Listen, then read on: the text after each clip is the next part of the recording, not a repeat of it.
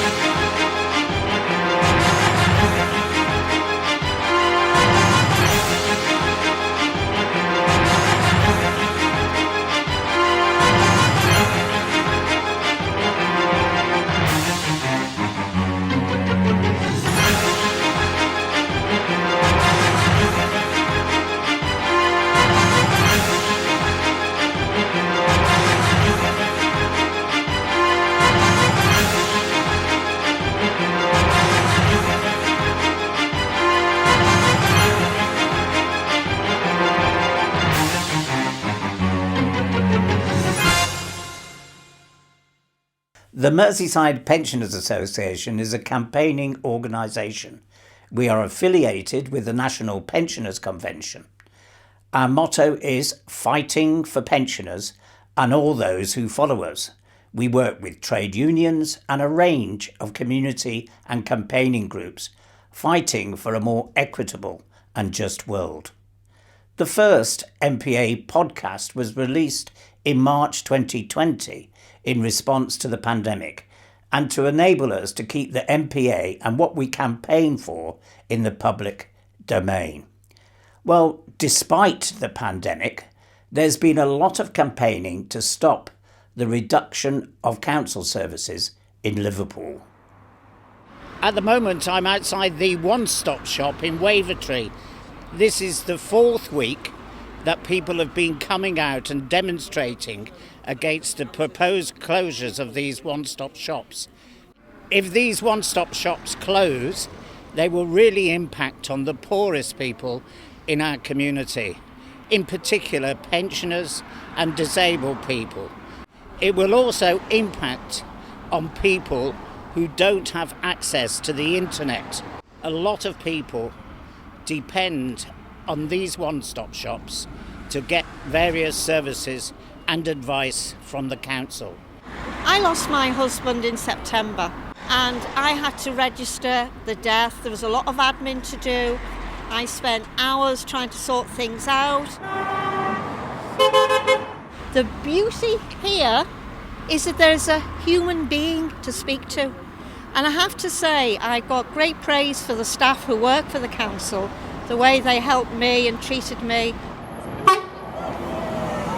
Perhaps more importantly, it's just part of a wider series of cuts that are going on in this city, not just in this city, but elsewhere.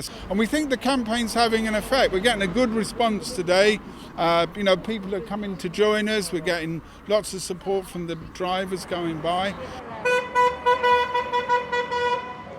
But we also hear that maybe about half a dozen or so councillors have written to the acting mayor, Councillor Wendy Simon, saying that they're going to oppose the closure of the one-stop shops. And we think all councillors should do that. They should vote against the budget. They should stop the cuts on the one-stop shops and really take up this fight. That's really what's important in this city today. So when you cut essential services whilst cutting tax for the rich, you're not democratic. When you're excluding people from society, you're not democratic. The one-stop shops, to me, offer all manner of services. They support people, they direct people to other services, and they just lift and help people to let them know they're not alone. This is a Labour council, and I know they're faced with, they're saying they're faced with the need for budget cuts. But they're hitting the most vulnerable people in the city. We already know 20% of households don't have access to the internet. There are people who can't afford to pay for a phone bill, can't afford heat, and we're looking at more unemployment. I mean, what everyone says, shops are closing. The most lowest paid people are going to be out of work. They're going to be the people that need to come and use the facilities of the one-stop shops. There's a good turnout. There's a lot of support from drivers, tooting horns and waving, and it's very heartening. But what's depressing is that the damn thing went ahead anyway, has gone ahead in the teeth of public objection. And this is the awful thing. There seems to be no real accountability.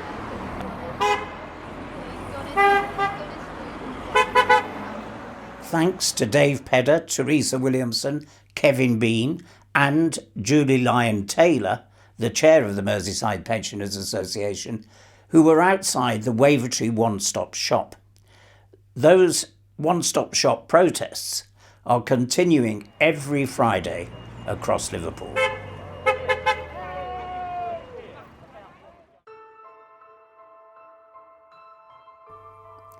Matt Hancock is guilty. Yes, it's true.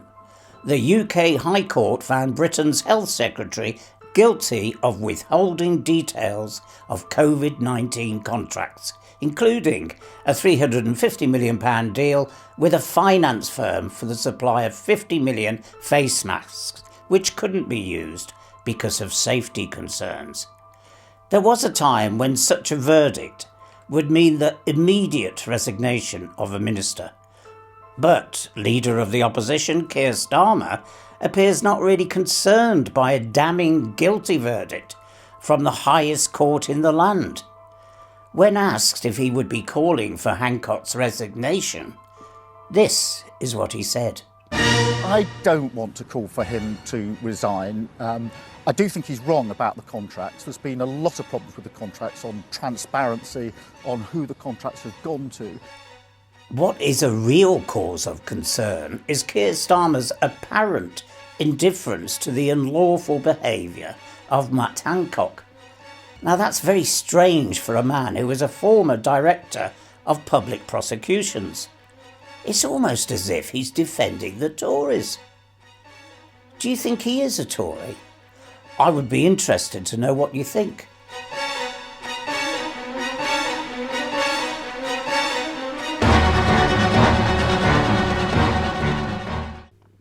In 1978, Denis Healey was the Labour Chancellor of the Exchequer, and he famously said that an attack from Tory MP Geoffrey Howe was like being savaged by a dead sheep.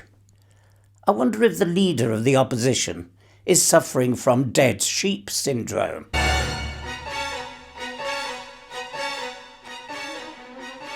I suppose that's why Bet365 is pleased to sponsor Keir Starmer.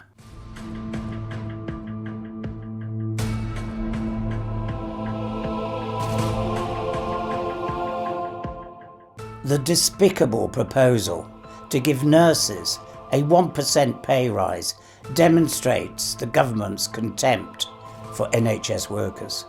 Nurses have put their own lives on the line to save us. Over the past 10 years, their pay has been drastically eroded. To make up for this, all NHS workers need a 15% pay rise to make up for this loss. And here's why. I remember back in March when the pandemic was kind of, just starting, we were just starting to see cases slowly trickling in. There was no such thing as a mask. So there were no masks. And we were being told that, oh, it's just a pneumonia, it's just a cough, it's just... We have no funding when we are doing sometimes 3 people's jobs because there's not enough staff on the wards. Why is there not enough staff on the wards? I think they're treating us like primary school children where you go, oh, look, you've behaved really well today, have a sticker. No, we're not having a sticker, a pat on the back, a clap, a badge. We're rejecting any tokenism. It's absolutely disgusting that they think they can just go, yeah, well done, and we're going to forget about it, because we're not going to forget about it, because the things we've seen, people have trauma from the things they've seen. It's really emotional when you think back to the things you've seen, and people aren't just going to forget about that. Nurses and NHS workers all deserve a 15% pay rise. This is an absolute minimum. We deserve 15% pay rise as we've had a 20% pay cut in real terms since 2010. This included a 10-year pay freeze. We work really hard, long hours. We have mental and physical health problems from the shifts we work. We don't get to see our families when we want to. We miss out on occasions. We just dealt with this invisible virus in an absolute war zone of wards that were already hit with by cuts. We've had lack of equipment and we still managed to look after people and get through this COVID crisis. The government did not get us through the COVID crisis. It was all our key workers and it was all our NHS staff that did. And this is why we all deserve our 15%. And if you want to keep your NHS public, and if you want to keep your NHS staff valued, and you want to keep the Tories from destroying our NHS, then you need to back our 15% campaign, because we want to keep and retain our staff, and we need to keep our patients safe.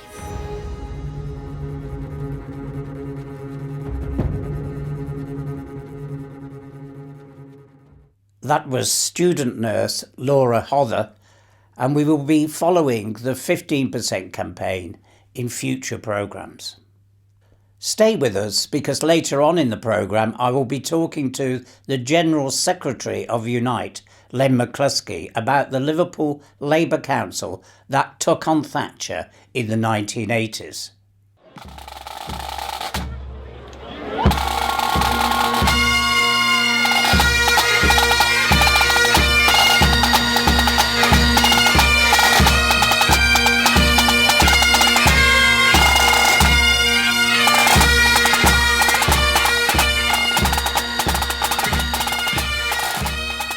This year was to be the 150th anniversary of the Durham Miners Gala, but because of the pandemic it's now being cancelled for the second year running. The gala is a unique and inspiring spectacle. It is Europe's biggest celebration of community, international solidarity and working class culture. More than 200,000 people packed the streets of Durham to enjoy the sights and sounds of the big meeting. Hosted by the Durham Miners Association since 1871, the big meeting is a vibrant carnival of hope and unity. It is a living expression of the Durham Miners motto: the past we inherit, the future we build. There is nothing like it anywhere else in the world. I was fortunate to go in 2018, and I interviewed former Labour councillor Tony Mulhearn at the event, and I'm delighted now to air the interview for the first time. I asked Tony about the role Liverpool City Council played in supporting the miners during the MUN strike in 1984. Many of the miners lived in Liverpool, but they worked in Cronson Colliery, Sutton Manor, various collieries within the region, as the 47 joined them on the picket lines of Sutton Manor continuously during the course of the strike. And the City Council was very supportive. We made certificates available for them. We used a penny rate to ensure that they received sufficient food for those who are in a really bad way, and also contributed financially to the miners who lived within the Liverpool area. So the Liverpool 47's record in supporting the miners is unsurpassed. And quite rightly, in our view, we owe the miners a debt of honour, because they assist us immensely in our victory over Thatcher when we secured funding worth £60 million to the City Council. The miners played a tremendous role, and we in turn expressed our appreciation by giving them every support. Tony Mulhearn was a stalwart of the MPA, who sadly died just over a year ago. But his legacy obviously lives on. Also at Durham was Tony's colleague and former Labour councillor, Jimmy Hackett. Well, this is what it's all about, the movement. I was just saying to some of my comrades there that if anyone who's lost faith comes here, you get it back. I came in 1981, and by coming here, it made sure that I had to stand as a councillor from 1983 till when a coup d'etat was used against us by the government, the House of Lords and the leader of the Labour Party, Mr Kinnock. He'd already did the miners in. So, but how do I see the future?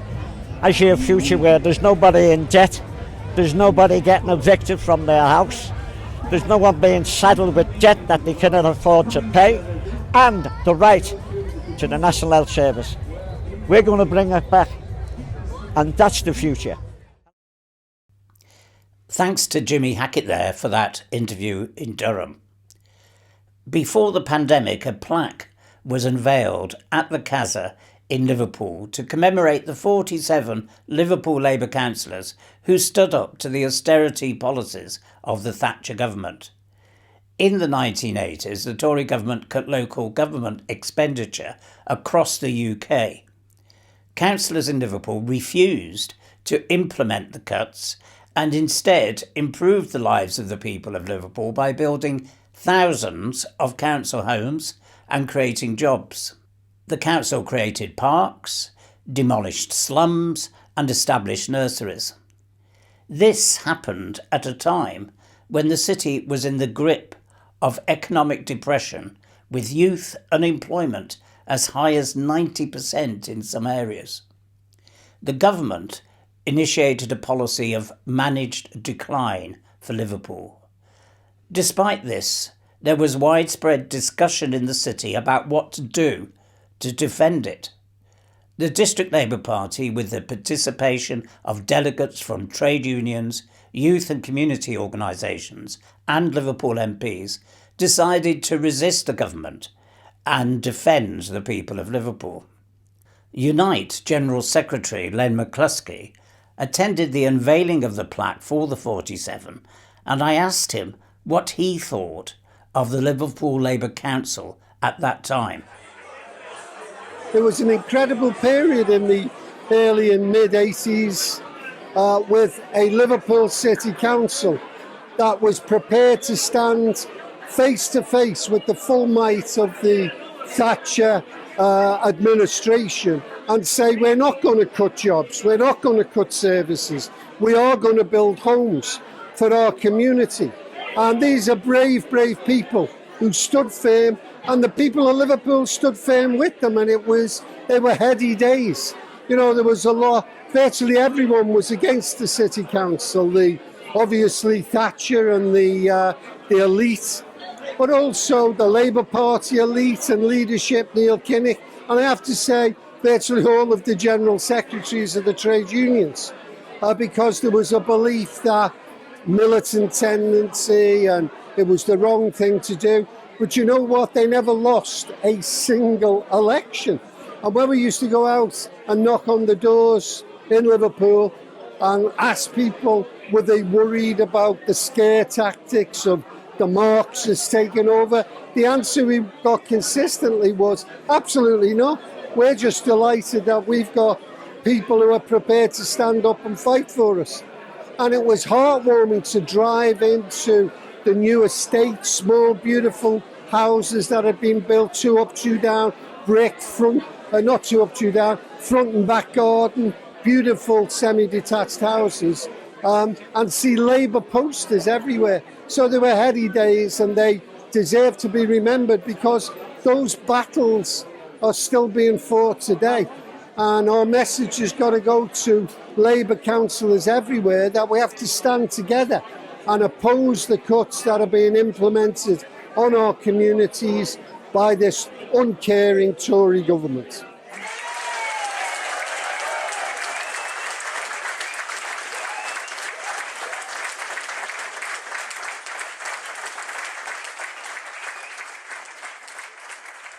Len McCluskey there with the lessons to be learnt from the struggle of Liverpool Labour Council in the 1980s against the Thatcher government.